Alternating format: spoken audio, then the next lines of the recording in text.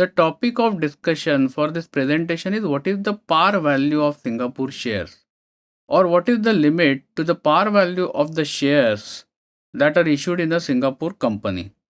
So let's have a look and let's first understand what is the meaning of par value. So par value means the face value of shares. So you must have seen in some countries or maybe in past in Singapore also, the company will typically mention that it is issuing shares of face value $1 each at a price maybe XXX something and so on. So the shares used to come with a face value and that was the norm. So what is the current situation in Singapore? So in Singapore there is no par value to the shares anymore. In the sense the concept of par value has been abolished. So there is no face value to the share and this gives a significant flexibility as to the issue and pricing of shares.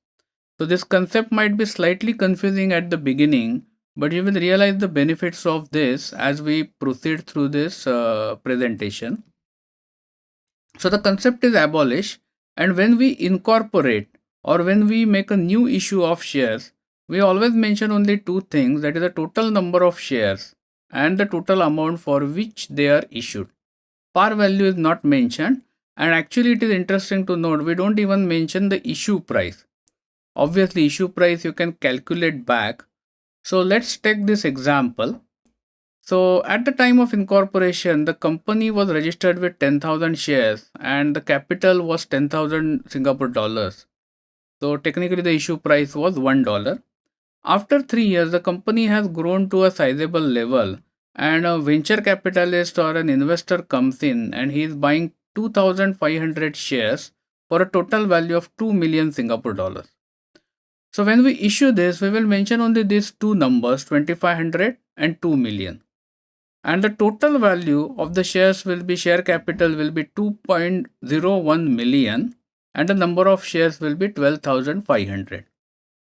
So technically here we can calculate the issue price by dividing 2 million by 2,500, which comes to around 800 Singapore dollars per share, and par value is not mentioned anywhere.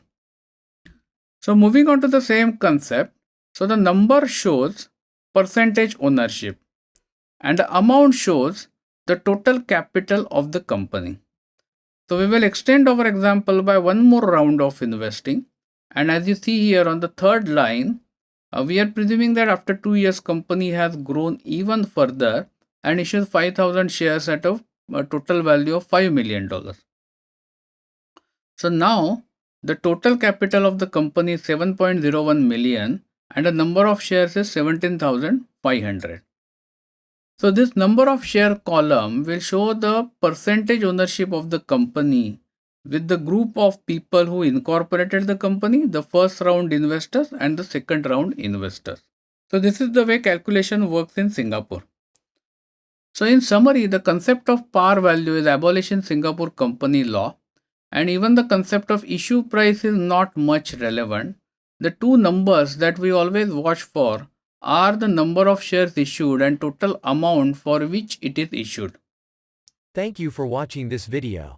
This video was brought to you by Epica Consulting Singapore. Subscribe to our channel today to get notified when new videos are posted.